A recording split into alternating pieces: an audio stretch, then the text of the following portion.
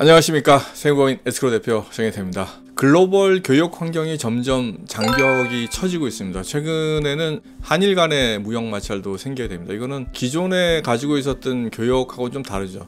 수입 상품을 규제합니다. 수입 상품을 규제를 해요. 네, 물량으로. 그러니까 예를 들어서 수입 규제를 하는데 쿼터를 둔다든지 아니면 관세를 올린다든지, 그렇죠? 쿼터를 두는 거는 정말 수량을 제한하는 거잖아요. 관세를 올리는 거는 가격을 올려버리는 거죠. 어떤 거든 별로 바람직하지 않죠. 수출을 하는 입장에서 보면. 수입을 하는 입장에서 보면 어떨까요? 대부분 자국 산업을 보호하기 위해서. 왜 그래요? 기존의 수입품과 자국의 업체들이 경쟁을 해요. 경쟁을 하는데 수입품 가격이 높아지면 자국에서 같은 물품을 공급하는 업체들이 상대적으로 가격이 낮아지죠. 그렇다 보니까 자국 산업이 경쟁력이 생기는 것처럼 보입니다. 트럼프는 어떤 선택을 합니까? 자국의 그 러스트벨트에 있는 그 노동자들은 어떤 사람들이에요? 자국 산업이 육성이 되면, 그죠? 제조업 기반의 어떤 자국 산업이 육성이 되면, 다시 말해서 중국이나 이런 데서 들여온 산업과, 그러니까 물품들과 경쟁력이 있는 산업들이 있어요, 그죠? 근데 왜 중국 상품이 팔리고 미국 상품은 안 팔려요? 가격 때문에 그렇게 되는 거죠. 그래서 이 가격을 좀 올려주면 어떻게 돼요? 경쟁력이 상대적으로 생기게 되죠. 이 기업의 제품들이. 그 기업에 종사하는 노동자들은 고용이 더 촉진되어져서 미국 경제는 호황이 될 것이고, 그 다음에 트럼프는 그 러스트벨트 미국 제조업 기반의 그 중서부 지역에 있는 그 사람들의 표를 공략할 수 있다. 뭐 이런 논리인 거죠. 근데 과연 트럼프가 생각한 것처럼 뭐 그게 잘 될까요? 처음에 트럼프가 시도했던 건 뭐예요? 법인 세율을 엄청나게 깎아줍니다. 기업에 대해서 세금을 부과하지 않으니까 기업의 유동성이 그만큼 높아지겠죠.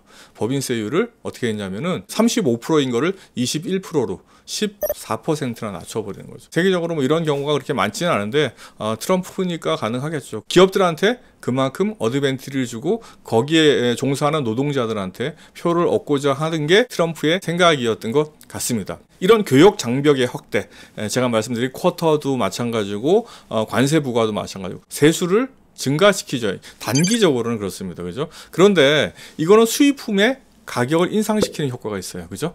그러면은 우리는 어때요? 중국 제품도 비싸지고 자체적으로 생산한 제품도 다 원래는 비쌌던 거니까 이걸 소비하는 소비자는 손해를 보는 거예요. 옛날에 한 개 소비했던 거를 지금은 0.5개, 뭐 그죠? 2개 했던 거를 1개, 뭐 이렇게 소비를 낮출 수가 있어요. 이걸 뭐라고 얘기해요? 소비자의 구매력이 감소된다고 얘기해요. 소비자의 구매력이 감소되면 어떻게 돼요? 생산을 줄일 수밖에 없어요. 그러면 생산을 줄이면 어떻게 돼요? 노동자들이 고용이 늘어날까요? 줄어들겠죠. 이러한 무역의 문제는 단순한 게 아니다라는 겁니다. 양방향으로 이쪽으로 튈 수도 있고 저쪽으로 튈 수도 있죠. 단기적으로는 어떻게 돼요? 마치 기업한테 자국 기업의 생산성을 상대적으로 향상시켜주는 그런 효과가 될 수 있지만, 이 자국 기업이 또 수입 제품을 원재료로 해서 가공하는 경우는 어떻게 돼요? 원가가 올라서 또 물품 가격에 이걸 반영할 수밖에 없어요. 그러면은 이 역시 어려워지는 상황으로 가고 있어요. 그래서 지금 트럼프하고 시진핑이 나름대로의 그 통상 마찰들을 줄이는 그런 노력들을 할 수밖에 없는 그런 상황으로 간 거를 이해를 합니다.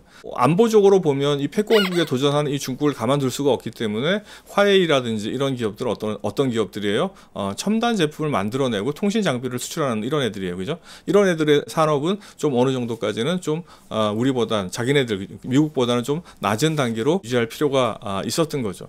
그리고 무역이라는 건 어떤 거예요? 수출하는 나라나 수입하는 나라나 다 이득이 되는 거예요. 이걸 뭐라고 그러냐면 특화라고 그래요. 무슨 얘기냐면은 이 수입 장벽이 되게 오랫동안 유지가 되면, 제가 말했던 그 관세 부과 방식이든 수입 쿼터든 이게 오래 유지가 되면은 특화에 대한 것들이 없어져 버릴 수가 있어요. 무슨 얘기냐면 어떤 나라는 노동력이 많고 기술이 좀 후진 나라들도 있어요. 중국 같은 나라죠. 미국 같은 경우는 기술이 되게 좋은데 노동 가격이 되게 비싸요. 그러면 각자가 특화해서 상품을 만들 수 있는 분야가 틀린 거예요. 그죠?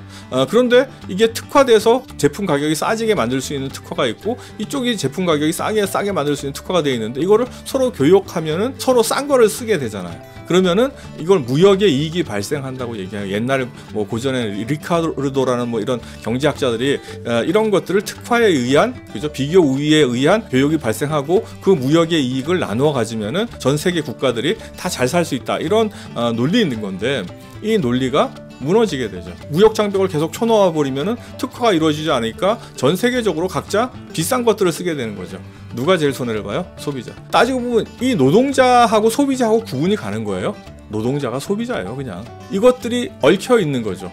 그죠? 그 다음에 기업에 종사하는 경영자도 소비자예요. 경영자하고 노동자하고 분리되어 있는 게 아니거든요. 그 다음에 가게하고 기업이 분리되어 있는 거 아니에요. 생산 주체나 단위를 나누고 서로 이 관계를 설명하다 보니까 그런 거예요. 그러니까 전체적으로 무역은 어때요? 세계적으로는 이득이 되는 게 아니에요. 그렇기 때문에 어떻게 해요? WTO나 이런 데서 자유무역하자고 막 얘기하는 거예요. 이거를 누가 무너뜨렸어요?